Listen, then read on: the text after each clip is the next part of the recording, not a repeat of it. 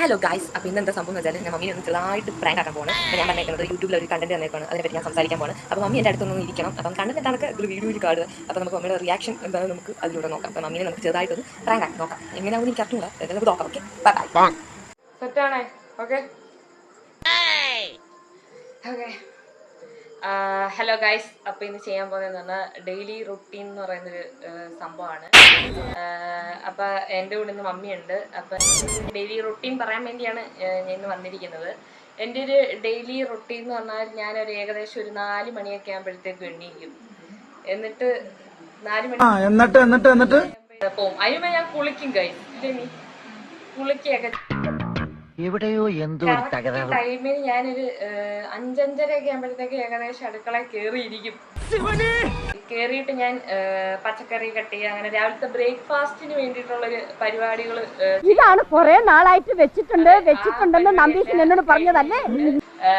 ഞാൻ നേരെ പൂജാമുറിയിലേക്ക് പോകാറുണ്ട് വിളക്ക് കത്തിക്കാൻ.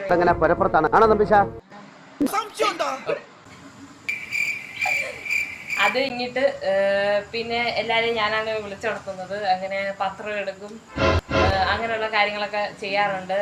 പിന്നെ വിളക്കത്തീര് കഴിഞ്ഞാൽ നാമം ചൊല്ലല് മസ്റ്റാണ്. നാമം ചൊല്ലുന്ന സംഭവം എന്ന് പറഞ്ഞത് ഞാൻ കറക്റ്റായിട്ട് എല്ലാ ദിവസവും പാലിക്കുന്ന ഒരു കാര്യമാണ്. ഞാൻ കറക്റ്റായിട്ട് നാമം ചെല്ലാറുണ്ട്.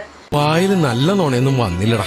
നേരെ വന്ന് കുക്കിംഗ് ഒക്കെ കഴിഞ്ഞിട്ട് ഞാനിങ്ങനെ റെസ്റ്റ് ചെയ്യാൻ വളരെ കുറച്ച് സമയം ഇരിക്കാറുള്ളൂ അല്ലേ. അത്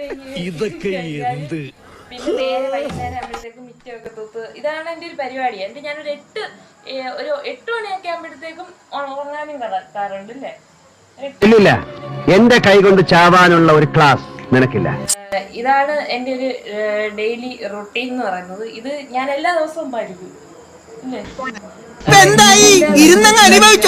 ഒരു പരിപാടി ഇതാണ് സംഭവം.